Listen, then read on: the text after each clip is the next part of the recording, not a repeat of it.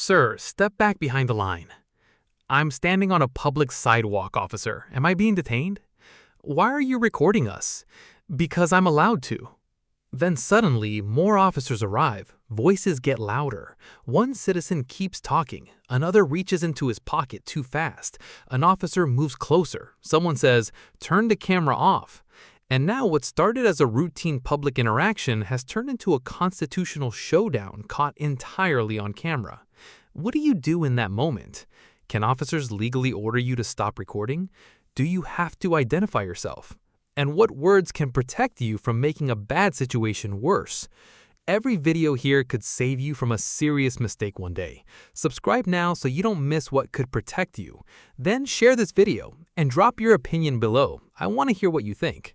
Because here's the reality most people do not understand. A police encounter can change in seconds. One sentence can escalate it. One unnecessary explanation can give officers more information than they had before. One act of consent can completely change your legal protections. And the worst mistake people make is thinking they can win the argument right there on the sidewalk. You usually cannot. The roadside is not the courtroom.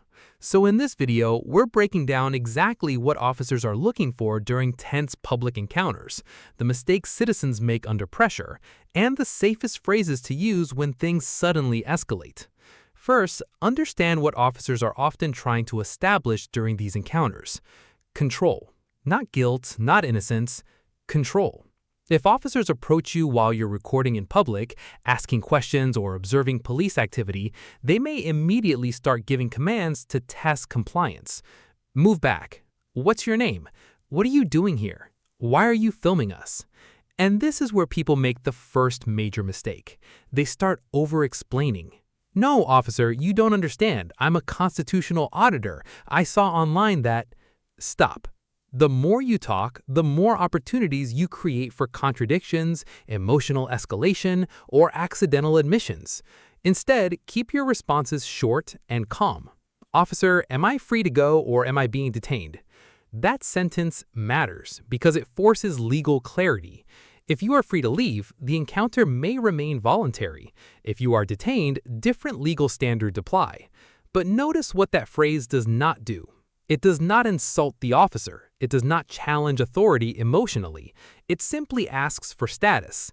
That matters, because once emotions rise, officers may begin interpreting ordinary behavior as suspicious or threatening. Now let's talk about the second major trap. People confuse asserting rights with arguing. Those are not the same thing. You can assert rights calmly. You do not need to win the interaction verbally. Watch how quickly this goes wrong. Give me your ID. What law says I have to? I asked for identification. You're violating my rights. Now the entire encounter becomes emotional instead of controlled. In some states, officers can require identification under lawful detentions under certain circumstances. In other situations, they may not. The law depends heavily on the facts, the states, and whether reasonable suspicion exists. That is why screaming constitutional phrases rarely helps in real time. A calmer approach is safer. Officer, I do not wish to answer questions without a lawyer. Or, I'm trying to comply peacefully, I just want to know whether I'm legally required to provide identification. That wording lowers tension while preserving your position. And notice something important. You are not physically resisting. You are simply asking for clarification. That distinction matters on camera and later in court. Now here's the third mistake that turns routine encounters into dangerous ones fast. Fast movements. People forget officers are trained to react quickly to perceived threats. So when tensions rise and someone suddenly reaches into a waistband, backpack, or vehicle compartment, the entire encounter can shift instantly. Even innocent movements can be misinterpreted.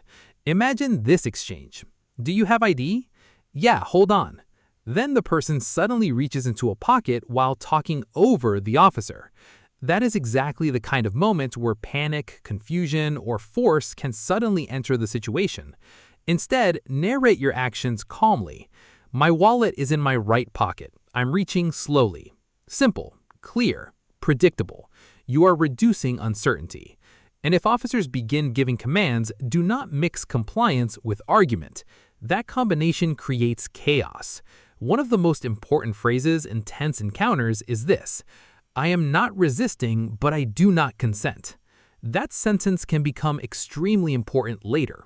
Why? Because it separates physical compliance from legal permission. If officers search anyway, your objection may matter later in court, but physically fighting the search on the sidewalk can create entirely new criminal charges or safety risks. Again, the courtroom is where legality gets challenged, not the sidewalk. Now let's talk about recording police in public, because this is where many constitutional confrontations begin. Generally, courts have recognized a First Amendment right to record police performing duties in public, as long as you're not physically interfering. But interfering is where disputes often happen. An officer may claim you are too close. You may believe you are not interfering at all. That gray area is where encounters spiral out. So if an officer says, "Back up," do not immediately turn it into a screaming match about constitutional rights. A smarter response is, "Okay, officer, I'll maintain distance, but I do wish to continue recording." That response does several things at once. It shows non-aggression, it shows cooperation with physical space concerns, and it clearly states your intention to continue exercising what may be protected activity. Now here comes another critical trap: consent searches. Officers may ask questions that sound casual. "You mind if I take a look? You got anything illegal on you? You don't mind if we check, right?" Many people panic and think refusal makes them look guilty. But consent changes everything. If you voluntarily consent to a search, you may give up important legal protections later. That is why one of the safest phrases is, "Officer, I do not consent to any searches." Notice the wording: calm, direct, non-aggressive. Do not add speeches afterward. Do not try to debate case law on the roadside. And definitely do not physically block officers. Just state your position clearly. Then stop talking. Which brings us to another mistake people make during these tense public encounters. They keep talking after asserting rights. Silence is difficult when emotions rise. People want to explain themselves, defend themselves, prove officers wrong. But the more emotional the interaction becomes, the greater the chance your own words get used against you later. That is why this phrase matters. "I exercise my right to remain silent." Not rude, not hostile, not argumentative, just clear. And if questioning continues after detention or arrest, another critical phrase is, "I want to speak to a lawyer." Once you request counsel clearly, continuing to argue rarely helps you. Now, let's be very clear about something important. None of this guarantees officers will respond perfectly. You can say everything correctly and still experience detention, arrest, or escalation. Rights violations can happen. Misunderstandings happen. Officers and citizens are both operating under stress and uncertainty in rapidly changing situations. That is why your goal during these encounters is not to beat the officer verbally. Your goal is to stay safe, avoid self-incrimination, preserve your legal protections, and avoid making the situation worse. And remember, laws vary by state, by circumstance, and by specific facts. Identification laws differ, recording laws differ in certain contexts, detention standards differ depending on what officers claim they observed. This video is educational, not personal legal advice, but the overall framework stays remarkably consistent. Stay calm. Keep your hands visible. Do not make sudden movements. Do not consent to searches if you don't want them conducted. Ask whether you are free to go. Don't argue endlessly on the roadside. Use silence strategically, and if necessary, clearly request a lawyer. Because the citizens who handle these encounters best are usually not the loudest people on camera.